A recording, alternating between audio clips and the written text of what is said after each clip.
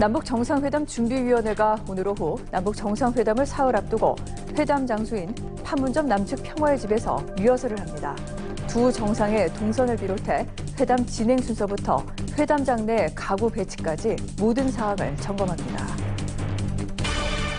미 백악관이 북한의 핵실험 미사일 발사 중단 발표와 관련해 우리는 말이 아니라 구체적인 조치가 있길 기대한다고 말했습니다. 샌더스 백악관 대변인은 북한이 비핵화에 대한 구체적인 조치를 할 때까지 최대의 압박과 제재를 중단하지 않을 것이라고 강조했습니다. 정부와 산업은행이 GM에 한국 시장에 10년 이상 체류하는 조건으로 한국 GM에 자금을 지원하겠다는 입장을 전달했습니다. 오는 27일까지 투자 확약을 체결하자는 GM의 요청에 대해서는 한국 GM 최종 실사 보고서가 나오는 다음 달 초까지 불가하다고 밝혔습니다. 경찰이 느릅나무 출판사 세무 업무를 담당한 서울 강남의 회계법인과 파주 세무서를 압수수색하고 있습니다. 경찰은 관련 자료를 확보해 드루킹 일당이 댓글 조작 작업으로 쓴 돈의 출처와 사용처를 확인할 계획입니다. 첫 소식입니다. 남북이 오는 27일 열리는 정상회담의 세부 일정에 합의했습니다. 당일 오전 양 정상이 만난 뒤 공식 환영식과 정상회담, 환영 만찬이 이어지고 생생한 회담 중계를 위해 우리 취재진의 판문점 북측 지역 출입도 허용됩니다. 최진만 기자입니다. 남북 정상회담의 의전, 경호, 보도 관련 논의를 위한 3차 실무회담이 판문점에서 열렸습니다. 회담은 오전 10시부터 오후 1시 30분까지 3시간 30분 동안 진행됐습니다. 남북 양측은 이번 회담을 통해 회담 당일 주요 일정을 확정했습니다. 양 정상은 오전 중에 첫 만남을 갖고 공식 환영식, 정상회담, 환영 만찬을 이어갑니다.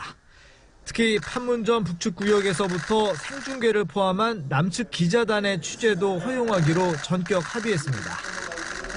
또 정상회담에 참가할 대표단과 수행원 명단은 이른 시일 내에 확정해 상호 통보하기로 했습니다. 오늘 합의서는 남측 대표단 김상균 수석 대표와 북측 대표단 김창선 단장이 서명 날인하고 합의하였습니다. 정상회담 세부 일정과 내용은 회담 전날인 26일 임종석 준비위원장이 프레스센터에서 발표할 예정입니다. 이런 가운데 청와대는 남북 정상회담 준비를 위한 주요 일정을 확정했습니다. 우리 측은 판문점에서 회담 리허설을 진행하고 25일에는 북측 선발대가 참여하는 남북 합동 리허설이 판문점에서 열릴 예정입니다. 회담 전날인 26일에는 우리 공식 수행원 6명이 참가하는 최종 리허설을 통해 마지막 점검이 이루어집니다. 한편 청와대는 김정은 위원장의 부인 리설주의 동행 여부는 확인해 줄 수 없다고 밝혔습니다. OBS 뉴스 최진만입니다. 미 백악관이 현지 시간 23일 북한의 핵실험 미사일 발사 중단 발표와 관련해 우리는 말이 아니라 구체적인 조치가 있길 기대한다고 밝혔습니다. 샌더스 백악관 대변인은 정례 브리핑에서 우리의 분명한 목표는 한반도의 완전한 비핵화라며 이같이 말했습니다. 샌더스 대변인은 또 북한이 비핵화에 대한 구체적인 조치를 할 때까지 최대의 압박을 지속하고 제재를 중단하지 않을 것이라고 강조했습니다. 문재인 대통령이 국민투표법 처리 무산과 관련해 국민께 다짐했던 약속을 지킬 수 없게 됐다며 유감스럽고 안타깝다고 밝혔습니다. 문 대통령은 오늘 국무회의 모두 발언을 통해 국회는 대통령이 국민의 뜻을 모아 발의한 헌법 개정안을 단 한 번도 심의조차 하지 않은 채 국민투표 자체를 하지 못하게 했다며 이같이 말했습니다. 문 대통령은 자신이 발의한 헌법 개정안에 대해서는 남북 정상회담 뒤 심사숙고해 결정하도록 하겠다며 각 부처별로 개헌안의 취지를 반영한 제도와 정책을 지속적으로 마련해달라고 당부했습니다. 북한에서 그젯밤 중국인 관광객을 태운 버스가 전복돼 36명이 숨졌습니다. 시진핑 중국 국가주석은 이례적으로 북한과 협조해 사고 수습에 전력을 다하라고 지시했습니다. 고영규 기자입니다. 빗길을 달리던 버스 한 대가 전복됐습니다. 그젯밤 북한 황해북도에서 난 이 사고로 중국인 관광객 32명과 북한 안내원 4명이 숨졌습니다. 구체적인 사고 경위와 원인, 특히 왜 사상자가 많았는지는 조사 중입니다. 朝鲜各相关部门积极配合中方，全力开展救治、善后和事故调查工作。我们还将与朝方保持密切沟通和协调，全力地做好有关的后续工作。 시진핑 중국 국가주석은 사고 수습에 전력을 다할 것을 지시했습니다. 시 주석은 사고 발생 직후 외교부와 북한 주재 중국 대사관에 필요한 모든 조치를 취하고 북한과 협조해 사고 수습에 최선을 다하라고 지시했습니다.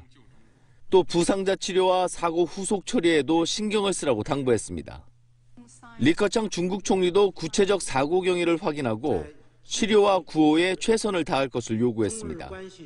중국 최고위 지도부가 해외에서 발생한 자국민의 교통사고 처리에 세심하고 강력한 지시를 내린 것은 이례적입니다.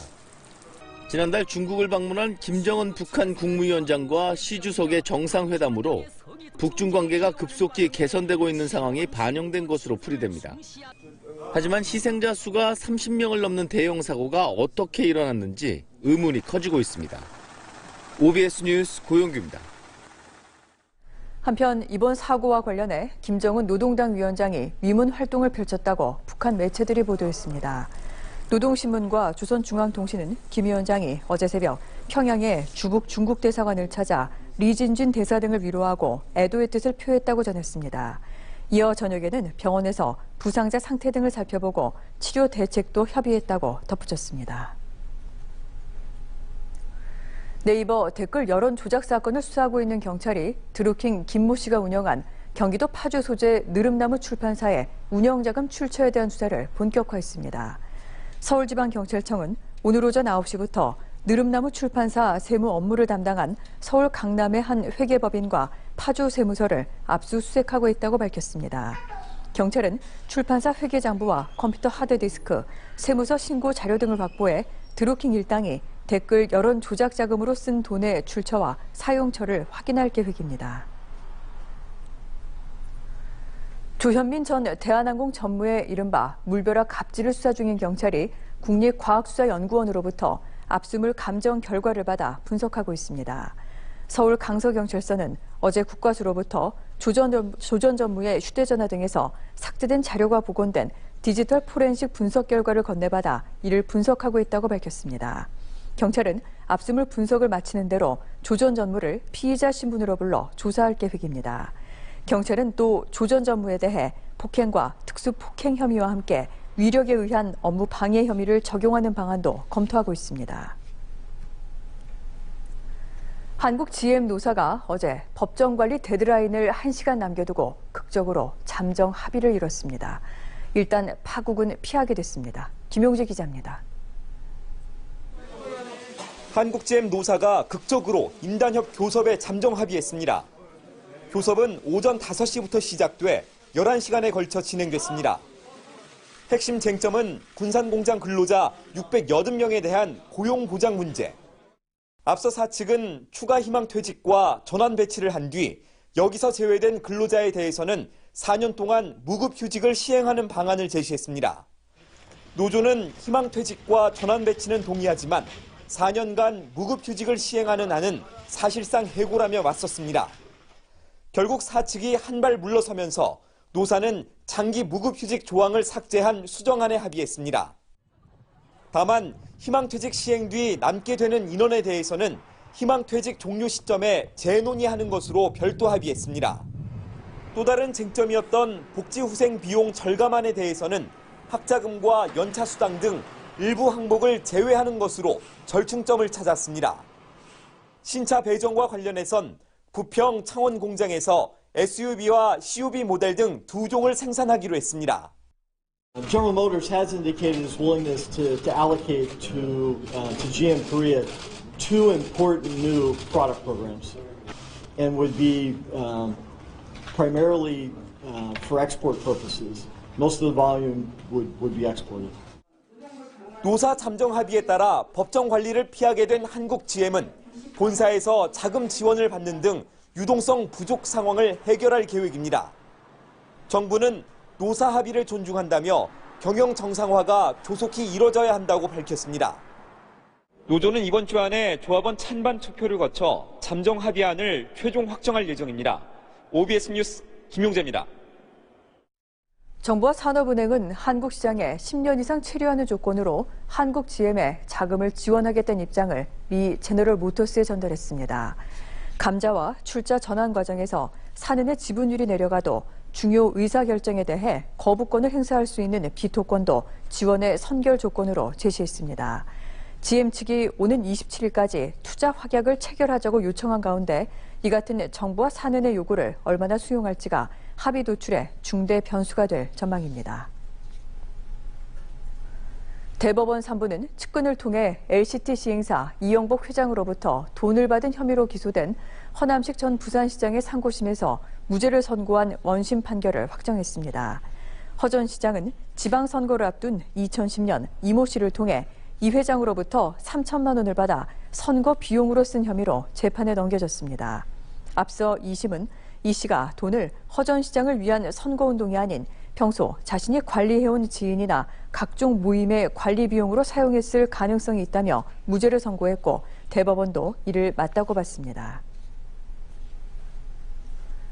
KTX 광명역, 또 수도권 명물인 광명동굴로 유명한 경기도 광명시장은 누가 될까요? 전통적인 여당 강세 지역이어서 민주당의 우세가 점쳐지는 가운데 여야 7명의 예비 후보들이 출사표를 던졌습니다. 윤상 기자입니다. 더불어민주당에서 광명시장이 되겠다고 나선 후보는 4명입니다. 김경표 후보는 시도의원 경력을 바탕으로 지난 2006년 이후 두 번째 시장 도전에 나섰습니다. 19대 대선 당시 문재인 선대본 국가정책자문단 중앙위원을 지냈던 김성순 후보도 얼굴 알리기에 힘을 쏟고 있습니다. 문영희 후보는 문재인 정부 국정기획자문위원회 전문위원 경력으로 젊은 세대는 물론 노년층을 위한 복지 공약을 내세우고 있습니다. 박승원 후보는 민주당 백재현 의원이 광명시장 일대 비서실장을 지냈고 역시 시도의원 경력 등 탄탄한 정치 기반을 토대로 도전장을 내밀었습니다. 현재 여론조사 경선이 진행 중인 자유한국당 광명시장 후보는 2명입니다. 이호선 전 광명시장은 정체된 광명을 변화시킬 적임자라고 강조하며 지지를 호소하고 있습니다. 심중식 전 광명시의회 의장 역시 지역 토박이를 내세우며 보수의 깃발을 다시 세우겠다며 출마를 선언했습니다. 바른미래당에서는 광명에서 의사로 활동하고 있는 김기남 전 광명자영업연대 우리 회장이 후보로 나섰습니다. OBS 뉴스 윤산입니다. 진드기가 옮기는 감염병으로 인한 사망자가 올해 들어 처음으로 충남 청양군에서 발생했습니다. 질병관리본부는 지난 20일 충남 청양에 거주하는 62살 여성 A씨가 밭농사와 나물 캐기 등 야외 활동을 한 뒤 중증 열성 혈소판 감소 증후군 SFTS에 감염돼 숨졌다고 밝혔습니다. A씨는 지난 13일부터 발열과 설사 증상을 보이기 시작해 병원에서 치료를 받았으나 호전되지 않았습니다.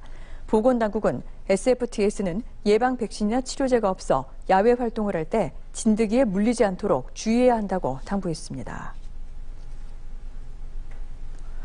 세월호 참사로 중단된 인천 제주 간 선박 운항이 5년 만에 재개될 전망입니다. 인천지방해양수산청은 인천 제주 항로 운항선사 공모를 마감한 결과 7개 업체가 신청했다고 밝혔습니다. 업체들은 안전성을 고려해 세월호보다 2~3배가량 큰 15,000에서 24,000톤급 여객선을 새로 건조하거나 설령 2년 미만 중고선 투입 등을 담은 사업계획서를 제출한 것으로 알려졌습니다. 인천해수청은 오는 27일 여객 운송사업자 선정위원회를 열어 사업계획 실현 가능성 등을 평가한 뒤 30일 사업자를 발표할 예정입니다.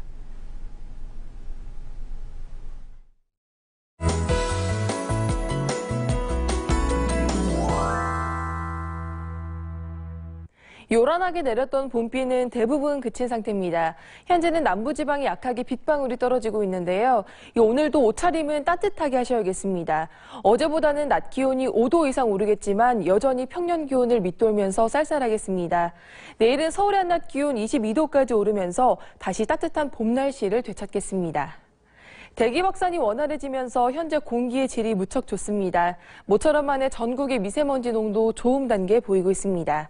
오늘 전해상에서 안개가 짙게 끼어 있습니다. 바람도 강하게 불고 있어서 항해나 조업하는 선박은 유의하셔야겠습니다. 이어서 지역별 날씨 보시겠습니다. 오늘 서울의 낮 기온 16도, 인천 15도로 조금 쌀쌀하겠습니다. 경기 북부 지역의 낮 기온 15도 안팎으로 예상되고요. 경기 동부 지역 이천과 여주 15도로 어제보다 기온이 높겠습니다. 경기 남부 지역 평년 기온을 밑돌겠습니다. 내일은 다시 맑은 하늘을 되찾겠고요. 낮 기온도 크게 올라서 따뜻한 봄 날씨가 예상됩니다. 날씨였습니다. OBS 경인투데이를 마칩니다. 고맙습니다.